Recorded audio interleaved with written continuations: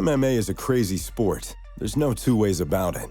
When you combine the tension of live combat sports with high levels of testosterone, anything can happen in the cage and outside of it. Here are the top 10 times that the drama of MMA spilt out over the cage and into the backstage areas. Number 10. Roni Jason loses control backstage. Roni Mariano Bezerra, also known as Roni Jason, named after Jason Voorhees, was building some serious momentum after winning the Ultimate Fighter Brazil. Following 2 wins and stoppages over Sam Sicilia and Mike Wilkinson, Roni was given a spot opening the main card of a fight night in Brazil against Jeremy Stephens. He was knocked out in 40 seconds with a head kick in front of his home crowd. Backstage, Jason went crazy, smashing a huge hole in the wall. It was also reported that he punched himself in the face twice, requiring stitches.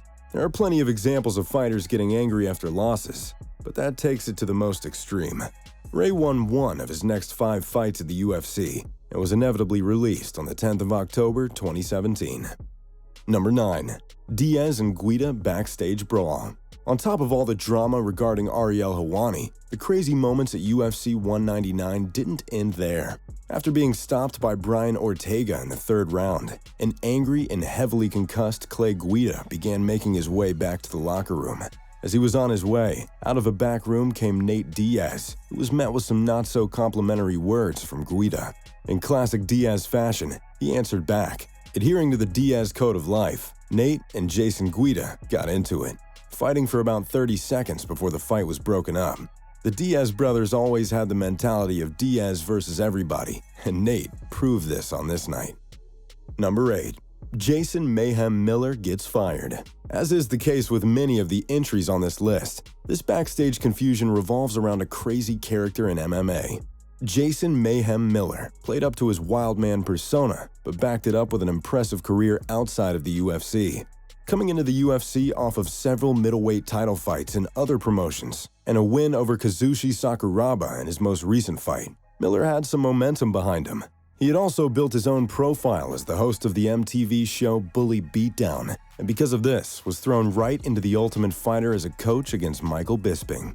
After being dominated against Bisping, Miller was matched with CB Dollaway at UFC 146. The crazy stuff starts where apparently Miller wanted to wear a gas mask and a paper bag in his walkout, but was told he couldn't at late notice. Losing his fight, Miller supposedly got into an argument with a member of UFC staff backstage. Some say this was due to an outfit choice. Dana White announced after the fight, something happened, mayhem's done, and fired him from the UFC. Miller only fought one more time 4 years later before finally retiring from the MMA. Number 7. Tony Ferguson injured doing media.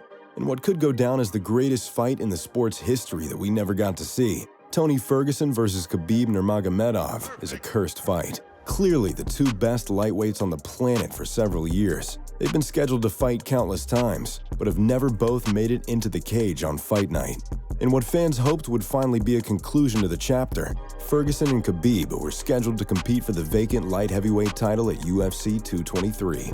Both men had no issues and fight week was underway. Then, on April Fool's Day, Dana White announces that Tony Ferguson is out of the fight due to an injury. Many claimed it was a harsh practical joke on April Fool's Day morning, but this was just optimism.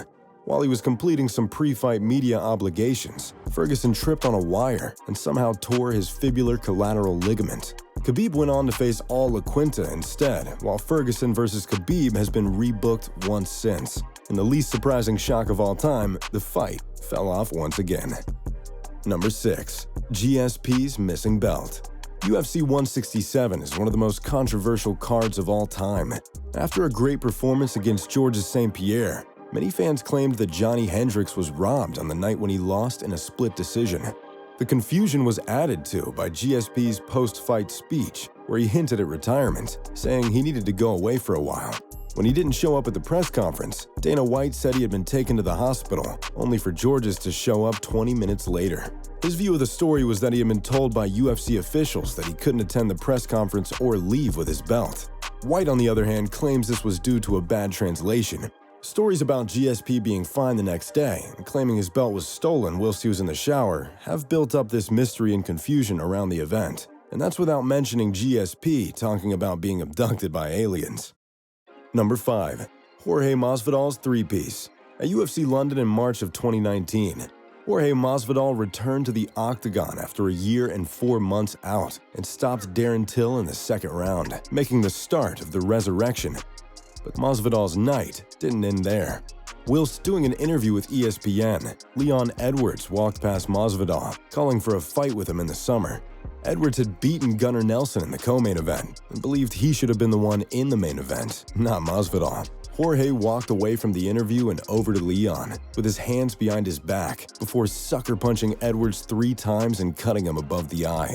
The video went crazy on social media, which was only amplified by Masvidal coining it the three-piece and a soda later in an interview with Brett Okamoto. Despite the fact a fight between Edwards and Masvidal wasn't made, the video doubled Masvidal's stock and pushed him further along the path to becoming the star he is today. Number 4. The legendary Crazy Horse tape. Charles Crazy Horse Bennett is a rare commodity in a sport of rare commodities. With a record of 30, 41, and 2, Bennett is a cult hero in the sport, more known for his crazy actions in and out of the ring instead of his actual performances. One story about Bennett summarizes his career in MMA perfectly.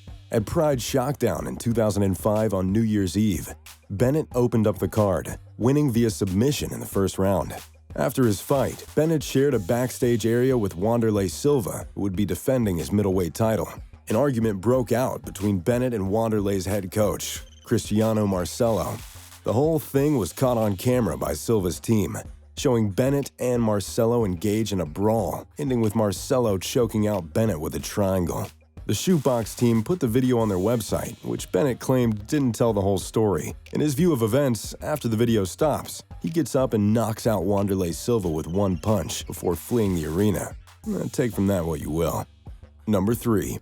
Ariel Helwani banned for life. Widely regarded as the best MMA journalist in the world at the time, things changed significantly on the 4th of June 2016 for Ariel Helwani. Not only was the night big for MMA fans, with Dominic Cruz defending his bantamweight title against Uriah Faber, and Michael Bisping knocking out Luke Rockhold to win the middleweight belt, but there was also plenty of news. The evening began with Helwani breaking the story that Conor McGregor would be rematching Nate Diaz in the coming months. Though already on the wrong side of the UFC brass, Helwani angered the promotion by reporting that Brock Lesnar would return at UFC 200 before the promotion could announce it on the broadcast. They escorted Helwani and his team out of the building, and they asked Fox to fire him from his role as host of the MMA Hour on their network. Though the UFC and Helwani's relationship never recovered, he is still leading the way in MMA media and a lead role for ESPN. Number 2. Kevin Randleman knocks himself out. After winning the heavyweight title at UFC 23 against Pete Williams, Kevin Randleman was set for a big first title defense at UFC 24 against Pedro Rizzo. With the event given the tagline "First Defense," the card was built around Randleman. Backstage at the event, he did a flip, which was no surprise to people around him, as he did that a lot, though this time he landed on his head. Though some have said he slipped on a pipe, either way he was knocked out and received a concussion.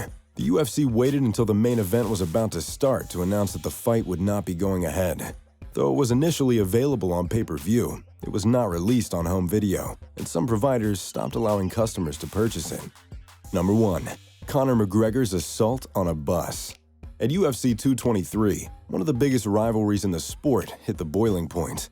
It all started when Khabib Nurmagomedov called Conor McGregor a chicken, a silly insult to us, but something a lot more serious in Russia.